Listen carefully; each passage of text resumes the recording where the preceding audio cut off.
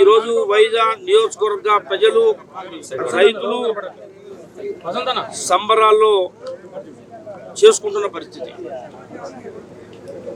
నాగార్జున సాగర్ కాలువ నీళ్లు గతం నుంచి సాగర్ కాలువ నీళ్లు వస్తున్నాయని చెప్తున్నప్పటికీ ఈ నీళ్లు పూర్తిగా మా నియోజకవర్గానికి అందకుండా ఆంధ్రాకి వెళ్ళిపోతున్నాయి. మా పంటలకు మా రైతులకు నీళ్లు రావటం లేదు. ఈ విషయాన్ని నన్ను ఎమ్మెల్యేని చేసిన మా వైరా నియోజకవర్గ రైతుల ఆకాంక్ష కోరిక తీర్చాలని చెప్పేసి ఎన్నికల్లో మాట ఇచ్చాం. ఎన్నికల్లో మాట ఇచ్చిన తర్వాత ఇందిరమ్మ రాజ్యం వచ్చింది, నన్ను గెలిపించారు.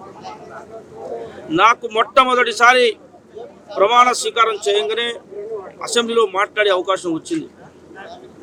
మొట్టమొదటి అవకాశాన్ని నా నియోజకవర్గ ప్రజలకి సాగర్ నీళ్లు రానందున అన్యాయం జరుగుతున్న పరిస్థితున్నది కాబట్టి నాకు గోదావరి నుంచి వైరా ప్రాజెక్టులకు నీళ్లు రావాల్సిన అవసరం ఉందని చెప్పేసి మాట్లాడటం, అడగటం.